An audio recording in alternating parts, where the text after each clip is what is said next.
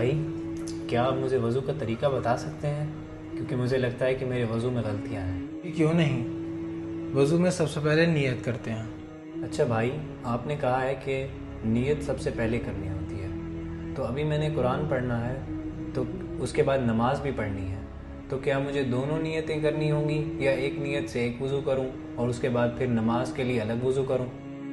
جی بھائی، آپ کا سوال تو اچھا ہے، مگر اس کے بارے میں مجھے بھی زیادہ نہیں معلوم۔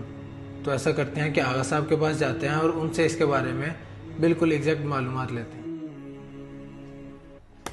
آغا صاحب، برادر نے ابھی وضو کرنا تھا قرآن پاک کی تلاوت کے لیے، اور کچھ دیر میں نماز کا وقت بھی داخل ہو جائے گا اور انہوں نے پھر نماز بھی ادا کرنی ہوگی۔ تو انہوں نے مجھ سے سوال کیا کیا میں ایک ہی وضو کے ساتھ یہ دونوں کام انجام دے سکتا ہوں، یا مجھے الگ الگ نیت کرنی پڑے گی، یا الگ الگ وضو بھی کرنا پڑے گا؟ تو اس کا جواب مجھے بھی معلوم نہیں تھا، تو برائے مہربانی اس کی طرف ذرا رہنمائی کریے گا۔ بہترین سوال۔ سب سے پہلے میں آپ لوگوں کے سامنے اس کانسیپٹ کو کلیئر کرتا ہوں کہ در حقیقت میں نیت کہتے کسے ہیں۔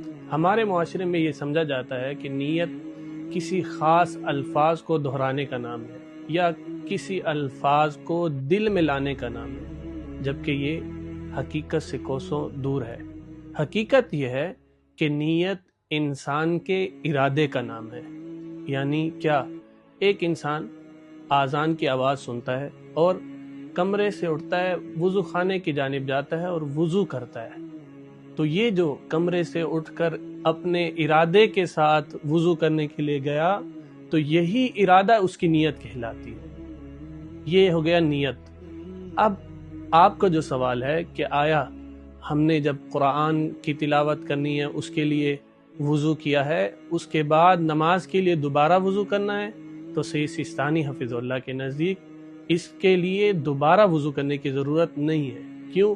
کیونکہ آپ فرماتے ہیں کہ کوئی بھی وضو جو قصد قربت کے لیے کیا گیا ہو۔ اب یہاں بھی بہت سے لوگ اشتباہ کرتے ہیں کہ قصد قربت سے مراد لفظ قربتاً اللہ ہے، جبکہ حقیقت میں ایسا نہیں ہے۔